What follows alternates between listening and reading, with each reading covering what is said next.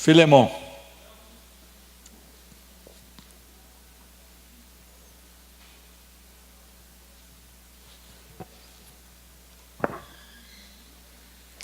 Filemon.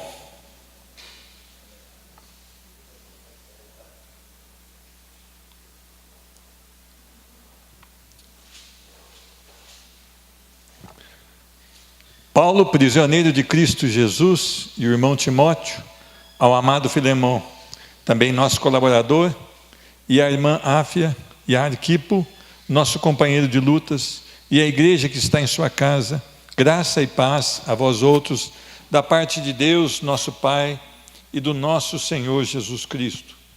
Dou graças ao meu Deus, lembrando-me sempre de ti nas minhas orações, estando ciente do teu amor e da fé que tens para com o Senhor Jesus e todos os santos, para que a comunhão da tua fé se torne eficiente no pleno conhecimento de todo o bem que há em nós para com Cristo. Pois, irmão, tive grande alegria e conforto no teu amor, porquanto o coração dos santos tem sido reanimado por teu intermédio. Pois bem, ainda que eu sinta plena liberdade em Cristo para te ordenar o que convém, prefiro todavia solicitar em nome do amor, sendo que sou Paulo, o velho, e agora até prisioneiro de Cristo Jesus. Sim, solicito-te em favor do meu filho Onésimo, que gerei entre algemas. Ele antes te foi inútil, atualmente, porém, é útil a ti e a mim. Eu te envio de volta em pessoa, quero dizer, o meu próprio coração. Eu queria conservá-lo comigo mesmo para, em teu lugar, me servir nas algemas que carrego por causa do Evangelho. Nada, porém, quis fazer sem o teu consentimento, para que a tua bondade não venha a ser como que por obrigação, mas de livre vontade. Pois acredito que ele veio a ser afastado de ti temporariamente, a fim de que o recebas para sempre, não como escravo, antes, muito acima de escravo, como irmão caríssimo, especialmente de mim, e com maior razão de ti, que quer na carne, quer no Senhor. Se, portanto, me consideras companheiro, recebe-o como se fosse a mim mesmo, e, se algum dano te fez, ou se te deve alguma coisa, lança tudo em minha conta. Eu, Paulo, de próprio punho o escrevo. Eu pagarei, para não te alegar que também tu me deves até a ti mesmo. Sim, irmão, que eu receba de ti no Senhor este benefício. Reanima-me o coração em Cristo. Amém? Quem quer orar, pedir a direção de Deus, fica de pé. Ore ao Senhor, declare que Ele é o nosso Deus e que nós somos dependentes dEle em todo o tempo.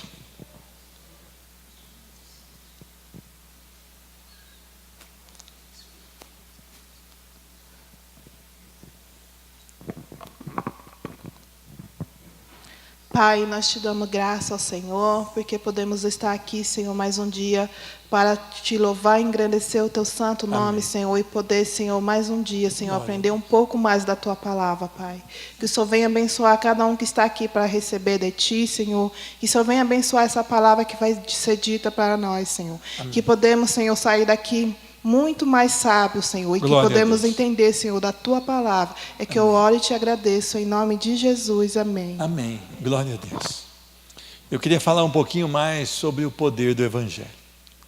Meus irmãos, quando nós falamos do poder do Evangelho, as pessoas têm confundindo. Muitas vezes ela pensa numa cura física, numa prosperidade material, em algum benefício para essa vida. Então as pessoas têm confundido o que é realmente o poder do Evangelho. Quem que era Filemon? Era um rico senhor de escravos. Ele foi convertido através do ministério de Paulo. Paulo não tinha ido lá, mas ele enviou, se não me engano, Epáfras, que pregou. Este homem se converteu, e não só ele, toda a sua casa. Interessante que agora ele tinha uma igreja dentro da sua casa. A sua casa estava sendo útil ao reino de Deus. A mulher chama Áfia e o filho Arquipo. Esta família, então, agora ela não passa somente a pertencer a Cristo, mas ela está totalmente a serviço de Cristo.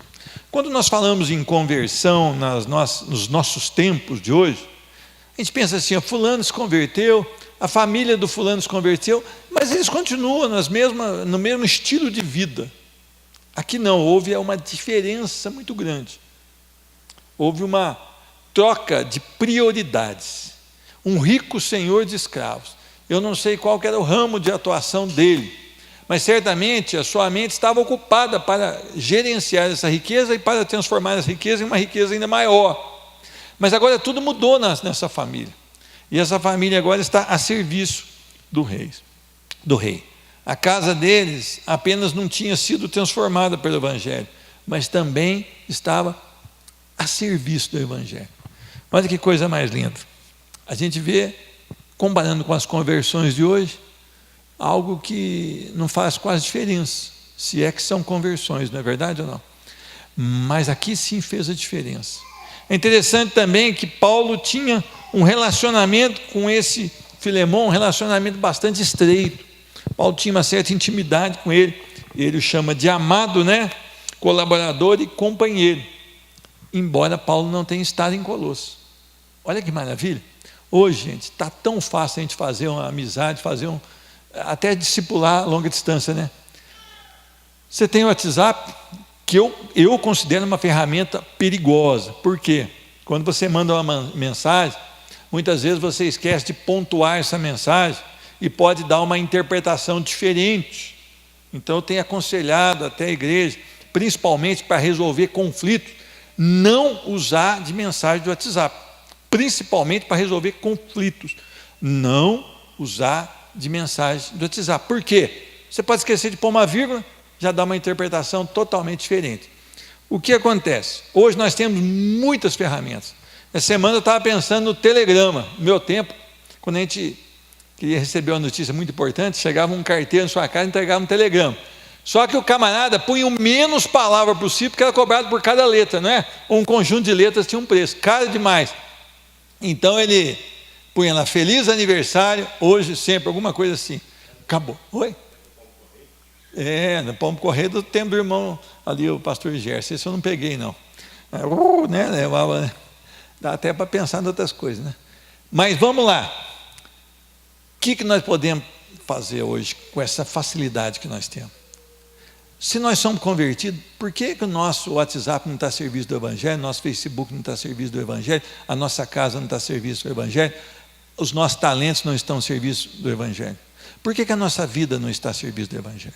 Por que nós continuamos sendo um comerciante ou um trabalhador ou um profissional da nossa área da mesma maneira e com a mesma intensidade e nada para as coisas de Deus? Que conversão mais estranha é essa? Por isso que eu defendo uma tese que hoje são muito poucos os convertidos verdadeiramente, são mais os convencidos, né? Então, este homem, ele tinha agora uma família que estava toda engajada, né? E é interessante isso. A escravidão era uma parte muito difícil naquele tempo, primeiro século. Por quê? Havia mais escravos do que pessoas livres em Roma. Então eles tinham até um certo medo dos escravos se rebelarem e querer fazer uma greve ali, um negócio forte. Então, se um escravo era pego roubando ou abandonando, normalmente ele era marcado com ferro na sua testa, um ferro quente, e o seu dono tinha direito de castigá-lo até a morte. E se quisesse, podia crucificá-lo também. A crucificação era a morte com maiores requintes de crueldade e maior exemplo de disciplina, né? Então eles crucificavam a pessoa, deixavam ele morrer nos poucos para falar: olha, se vocês fizerem, é ali que você vai ter, vai ser para você. Então era usado para quem? Para os piores criminosos. E um escravo poderia também ser morto ali. Por que eu estou explicando isso? Porque vocês vão ver o contexto do amor, o que o Evangelho faz. Então, o escravo era totalmente oprimido. E o escravo que fugia, ele deveria ou poderia ser eliminado. Pensa nisso, gente. Pensa nisso. Ele não tinha direito, ele só tinha dever. Os escravos não tinham sequer nenhum direito. Agora entra aqui o maravilhoso poder do Evangelho. Gente, se a gente falar hoje não tem essa opressão. Hoje ninguém pode matar ninguém. Acontece, mas ninguém pode matar. Ali havia o direito de matar um escravo quando ele fugia. Olha o poder do Evangelho. Olha a graça do Senhor. O poder que há nessa graça. Como nós estávamos conversando ali com a irmã Sandra mais cedo, há uma graça hoje que ela é diminuída, né? Ela é pregada, mas ela é diminuída. Não é a graça de Deus, porque a graça de Deus, ela faz tudo isso. A salvação de todo aquele que crê é o que faz o Evangelho. Interessante que ele transforma rico e pobre, transforma livre e escravo, transforma tanto o patrão quanto o empregado, transforma tanto um heterossexual como um homossexual. Ele quebra todas as barreiras de preconceito que há aqui, porque ele avança sobre toda a classe. Nós aprendemos isso em Tito, capítulo 2, na sexta-feira, a partir do versículo 11. Ela se manifestou salvadora a todos os homens, ela vai a todas as categorias de homens, ela não está limitada a um padrão de homens, certo? Então, precisamos aprender justamente isso. O Evangelho rompe barreiras que para os homens são intransponíveis. Meus irmãos, um homem não consegue amar o outro, isso é impossível para o homem, a não ser que tenha nele Cristo Jesus. Não adianta você falar que você ama. Se Cristo não viver em você, você não consegue esse amor. Esse amor que é pelo homem bomba, esse amor que é por aqueles 2 que chegaram numa escola e mataram 8. Pensa nisso, a família desses 2 tanto deve estar sofrendo. Quem que orou por elas? Você entende esse tipo de coisa? Se nós estivéssemos lá no dia, nós iríamos no velório dos 8 ou iríamos no velório dos 2 também, dar uma passadinha lá, para prestar nossas condolências à família dos 2 assassinos? Nosso amor é um pouco seletivo, não é? Ele tem barreiras que para nós é intransponível em nós mesmos. Acepção, por quê? Nós amamos quem nos ama, né? Quando eu era molequinho, então tinha uma menina que queria ser minha namorada, nós tínhamos 9 anos de idade. Então eu falei para ela falou para mim: se você me amar, eu te amo. Eu falei: então tá bom. E aí nós namoramos, nunca nem chegamos perto do outro, mas nós éramos namorados. Mas era um namoro que jeito? Se você me amar, eu te amo. Ele era um amor que não vem de Deus. Deus nos amou sendo nós ainda transgressores, pecadores, miseráveis, condenados, sujos, manchados, mergulhados no pecado. Esse é o amor do Pai. Esse é o amor que nós chamamos de amor ágape, né? Ele não depende da reação do outro, ele não depende de nada do outro. Eu amo porque eu amo e pronto. Correto ou não? Meus irmãos, nós vamos aprender algumas coisas sobre o poder do Evangelho. Primeira coisa, precisamos aprender que não existem pessoas mais importantes que as outras. Quem pode ler para nós aí o versículo 17?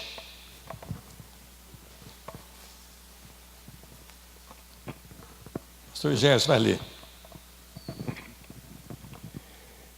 Se, portanto, me consideras companheiro, recebe-o como se fosse a mim mesmo. Sandra, baixa um pouquinho o vermelho, só um pouquinho. Irmãos, recebe como se fosse a mim mesmo. Quem era Onésimo? O escravo. O escravo. Então você vai receber de volta o escravo que te traiu, como se fosse a mim, Paulo, a quem tu amas, a quem tu tens um estreito relacionamento, a quem te gerou ali, vamos dizer assim, como discípulo do Senhor. Nós fomos gerados na semente incorruptível, que é Cristo, mas foi formado ali pela orientação de Paulo, tá bom? Então Paulo está dizendo: olha, você vai receber um escravo que te traiu como se fosse a mim mesmo. O Evangelho é o único que nos mostra isso, meu irmão. Não adianta o governo ficar pondo lei. Não adianta o governo ficar pondo lei que você não pode bater num homossexual, que você não pode bater numa pessoa por causa da sua religião, que você não pode fazer isso. Não adianta. Existem os extremistas que vão continuar fazendo esses delitos. Mas se o evangelho entrar no coração de uma pessoa, aí sim, ele vai ter uma vida onde não haverá diferenças de classes. Meus irmãos, eu não concordo com várias práticas, eu não concordo com o uso de drogas, eu não concordo com o comportamento homossexual, eu não concordo com outras coisas, talvez vocês também. Mas nós não podemos agredir as pessoas, correto ou não? Nós não podemos chegar e querer mudá-las do nosso jeito à força. Nós temos que relacionar com elas. Então é interessante que o prefeito de Suzano escreveu entre umas coisas ali, que isto é falta de Deus. Aí ele escreveu lá embaixo, isso aí é uma agressão contra os ateus. Meus irmãos, eu coloquei debaixo lá que o prefeito escreveu, concordo com as palavras do prefeito. Por quê? Você pode não ser cristão, você pode ser um ateu, você pode ser um islamista, você pode ser um hinduísta, mas se você lê a Bíblia como conhecimento, você vai ver que se um seguidor da palavra, um seguidor de Cristo, ele colocar em prática o que está na palavra, ele jamais agredirá alguém. Então o prefeito Suzano está correto. Você não precisa ser um cristão, não é obrigado a ser um cristão, e nem pode ser um cristão por sua própria vontade. Mas, se um cristão verdadeiramente convertido, por isso cristão, aplicar na sua vida a palavra, não haverá roubo, não haverá defraudação, não haverão adultérios, não haverão mentiras, não haverão suicídios, não haverão ataques contra a religião dos outros, correto ou não? Está correto isso ou não? Nós podemos até pecar, mas não pode ser uma prática na nossa vida. Aconteceu de nós pecarmos, então a gente se arrepende e volta, mas nós sabemos que não é o correto. Um lavado no sangue do Cordeiro vai pegar uma arma, entrar numa escola e atirar nas crianças? Jamais. Por quê? Os preceitos do Senhor são totalmente contrários a esse tipo de prática. Ponto. Prefeito Suzano acertou em cheia. Parabéns, teve a coragem de falar. Eu estou dizendo, e hoje eu disse no começo do culto, o nome de Deus está sendo expressado nessa nação. Eu creio que por bocas de muitos que verdadeiramente não creem, mas que está sendo expressado e que nós temos que aproveitar essa brecha e caminhar atrás. Vamos aproveitar isso e vamos colocar em prática os nossos valores cristãos. Amém? Precisamos aprender então que não existem pessoas mais importantes que as outras. Meus irmãos, quando eu vou pregar numa outra igreja, eu chego, costumo me sentar no meio ou para trás. A palavra me diz assim, não diz? Quando eu chegar é melhor ocupar os últimos lugares. De repente eles me chamam e querem que eu fique lá à frente. É pedir que eu sentar à frente e eles falam, ó gente, isso aqui está reservado, senta lá para trás. Não é isso que a Bíblia explica? Então, todos somos iguais. Quando vem aqui um líder político aí, eu não dou nenhum tratamento privilegiado a ele. É lógico que nós oramos por eles, né? A gente chama aqui à frente, ora por eles, porque há uma obrigação diante da palavra de nós orarmos pelos que nos governam, não é verdade ou não? Mas ele tem que ter o mesmo tratamento. Segunda coisa, precisamos aprender a nos identificar com as falhas das pessoas. Versículos 18 e 19. Quem pode ler para nós, por gentileza? 18 e 19. O irmão, uma irmã, eu não vou oferecer recompensa nenhuma, porque eu acho que vocês têm que ter um coração dadivoso. E se te fez algum dano ou teve alguma coisa, põe isso na minha conta. Eu, Paulo, de minha própria mão o escrevi. Eu o pagarei, para te não dizer que ainda mesmo a ti próprio a mim te deves. Como é que a gente podia resolver isso numa palavra? Uma palavra. Tenta arrisca aí, meu irmão. Ele assumiu a responsabilidade ali. Tá, mas uma palavra, o que a gente pode falar que é isso? Perdoar, amém. Outra palavra. Eu quero chegar numa. Amém, mas vamos lá. De perdão. Amém? Mas amor e sofrer junto. Como é que é o sofrer junto? Já expliquei aqui. Compaixão. Meus irmãos, Paulo está falando aqui, ó, põe na minha conta esse negócio aí. Meus irmãos, olha que coisa mais linda. Como é que foi a nossa história diante de Deus? Como é que foi o nosso escrito de dívida? Vamos lá em Colossenses? Eu estou lembrando desse texto aqui, eu acho que ele vai vir muito bem a calhar aqui.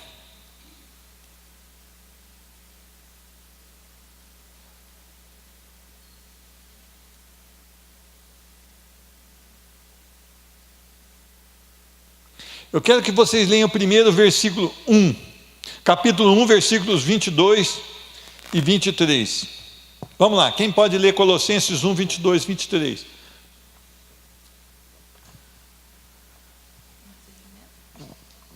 Vamos lá, Karina. Mostra para que você veio hoje. E a vós outros também, que outrora erais estranho e inimigo, no entendimento pelas vossas obras malignas. Peraí. Você está Colossenses 1? Colossenses 1, 22? Não, é 22 e 23. Mas não tem problema não, só... Agora, porém, vos reconciliou no corpo da sua carne, mediante a sua morte, para apresentar-vos perante ele santo, inculpáveis e irrepreensíveis. Tá bom, até aí. Aí vai ficar mais fácil de entender. Quem que entendeu alguma coisa desse texto aí?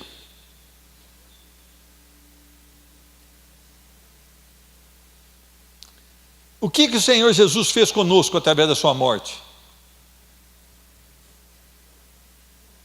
Oi? Nos reconciliou com o Pai. Olha que compaixão é essa. Nós poderíamos nos salvar pela lei? Para nós sermos salvos pela lei, como é que teria que ser a nossa vida? Nós poderíamos ser salvos pela lei, sim, se nós jamais tivéssemos pecado. Desde o dia que nós nascemos até o último suspiro nosso. Jamais poderíamos ter pecado, nem pensamento, nem palavra, nem obra. Algum de vocês aí está pronto para isso? Não. Então a lei mostrou o que para nós? Que nós não podemos ser salvos pelas nossas obras, porque as nossas obras são más. Nós somos pecadores.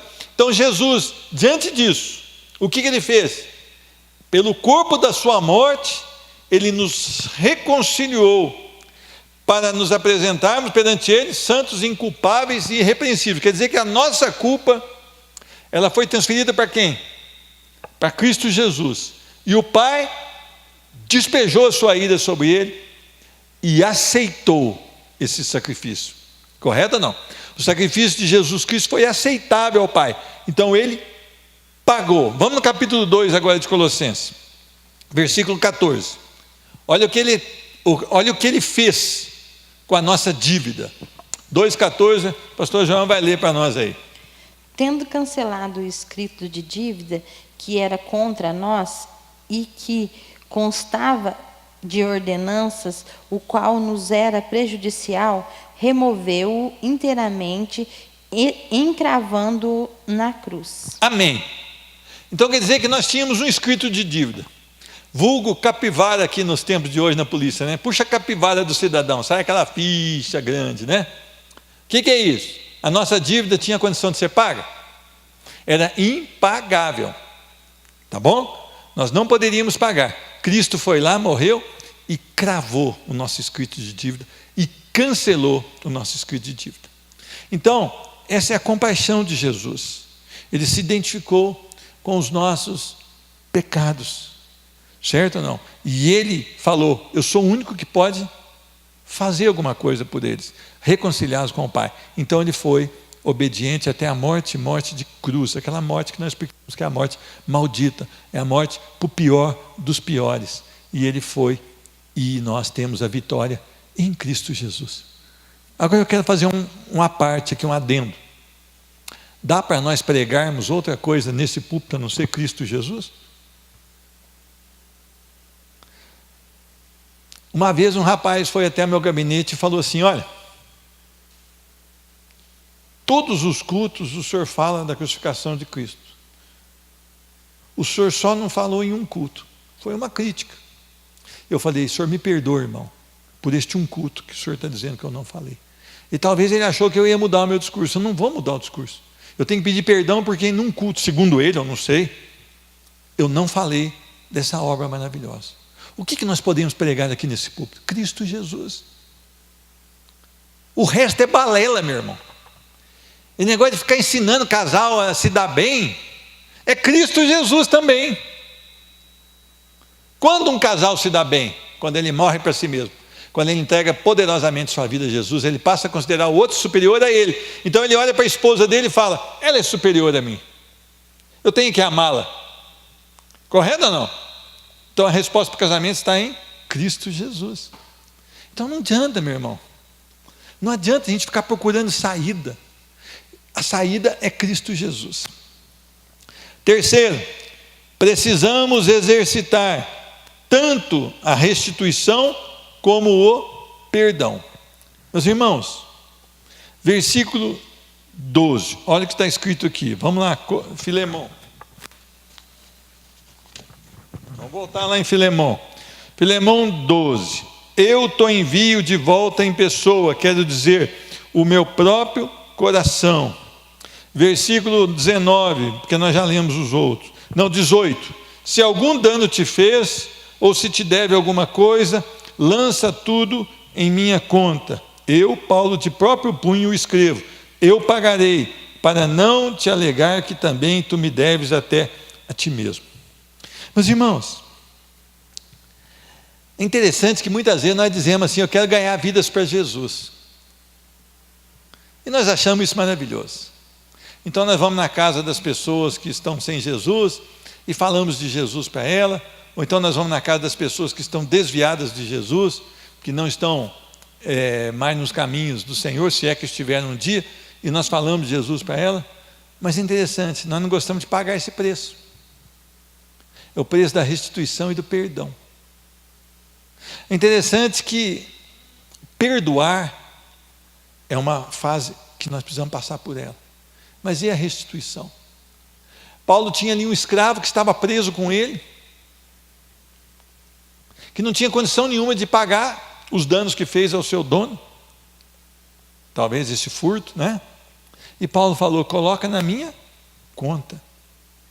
Então é muito fácil.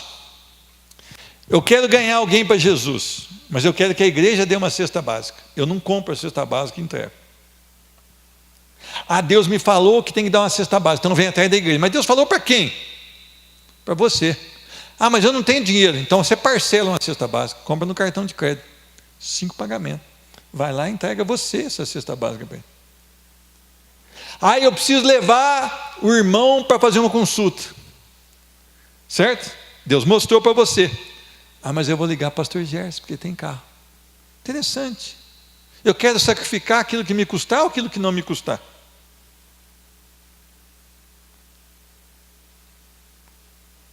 É interessante ganhar as pessoas para Jesus, a gente acha fácil, mas cuidar das pessoas que é o problema. Porque o que eu não quero é pôr a mão no meu bolso. Eu fazer lá um culto na casa de uma pessoa, legal, eu vou lá, faço um culto, mas e depois? É como você vender um carro, você vai lá e vende um carro. Mas e na hora que o cara tiver uma reclamação do carro, tiver um problema com o carro aí, você não dá o pós-venda para ele? Está errado. Está errada essa atitude. O discipulado não é 13 lições que a igreja dá. Discipulado é você caminhar junto com essa pessoa. Essa pessoa vai aprendendo por te ver caminhar em Cristo, como se caminha com Cristo. E vocês vão resolvendo os problemas juntos que vão aparecendo. Então, discipulado dá trabalho. Discipulado dá trabalho. Por que nós temos os grupos de edificação? Porque na Bíblia foi assim. Moisés não estava dando conta, ele não estava sendo eficiente para administrar aquilo tudo. O sogro dele falou: Moisés, estou vendo um negócio aqui que está errado. Você precisa dar prioridade a algumas causas e pôr pessoas para trabalhar contigo. Correto ou não? No meu grupo de edificação eu tenho uns problemas lá que eu tenho que ficar todos os dias, lidando com eles. Cada um dos problemas requer tempo, requer dedicação. Então não adianta achar que você vai arrebanhar 40, 50 pessoas, 1000 pessoas, que você não vai conseguir. Porque você vai ter que pagar o preço por elas. E esse preço custa o seu tempo, o seu dinheiro, custa a sua renúncia.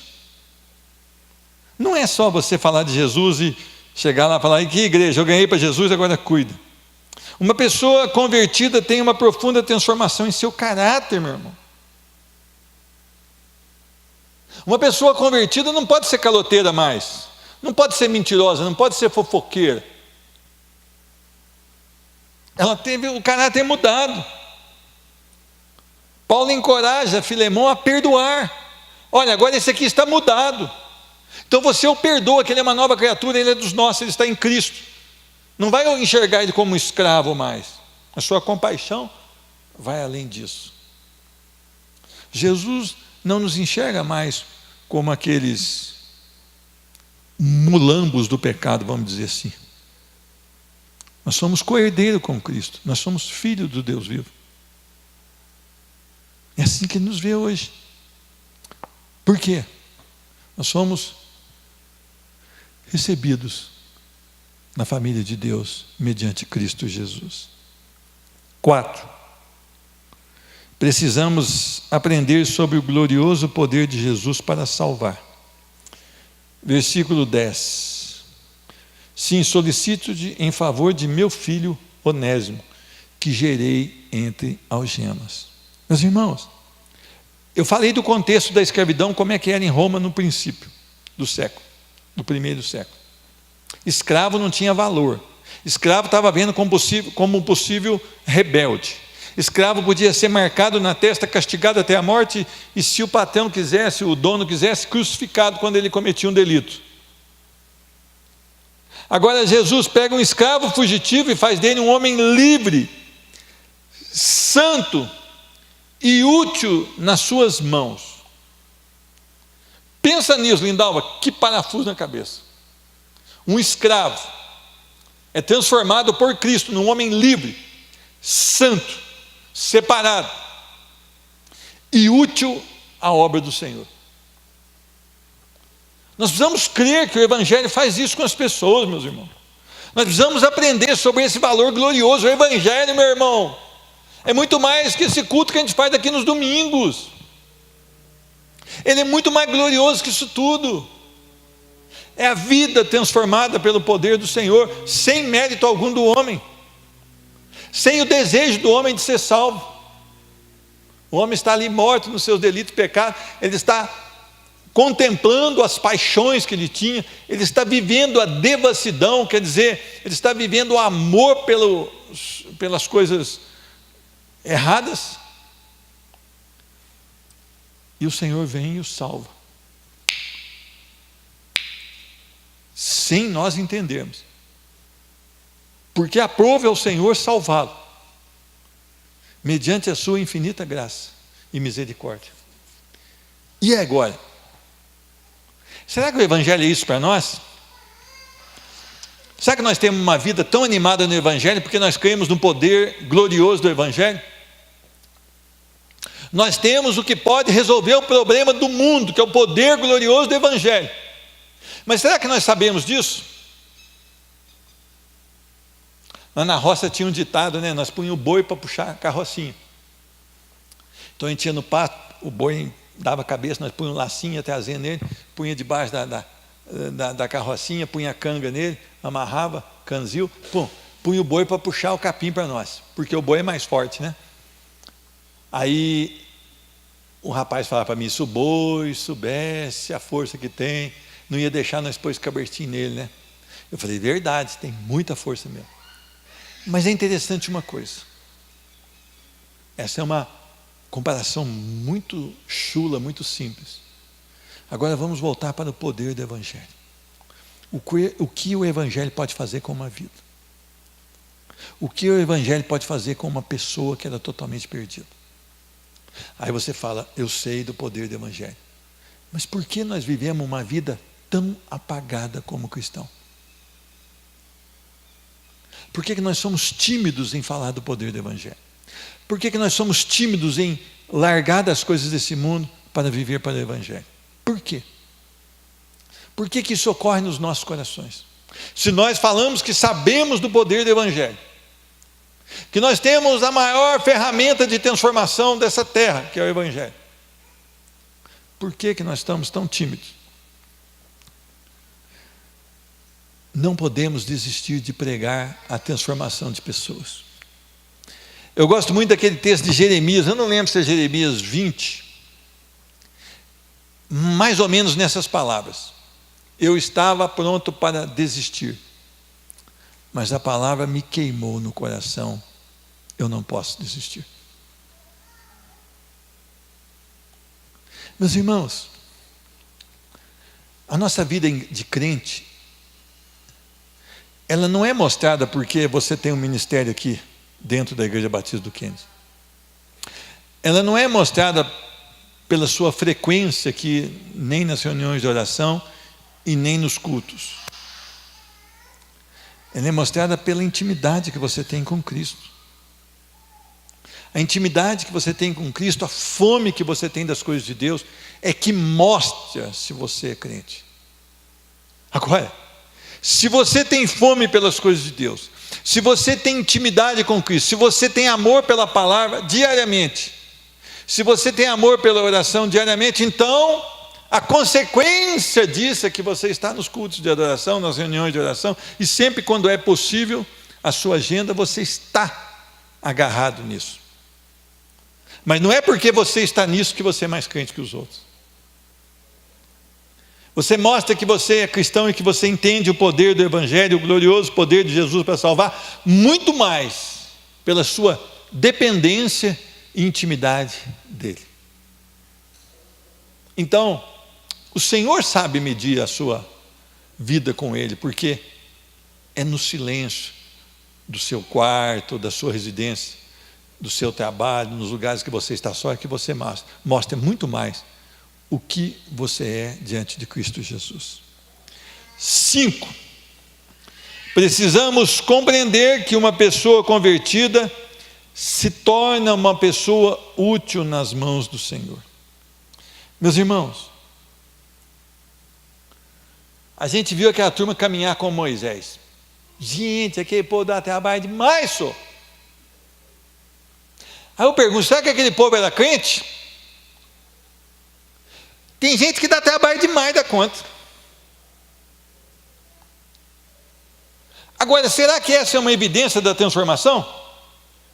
Uma pessoa convertida precisa ser uma bênção, senão ele é contra o Evangelho da Graça.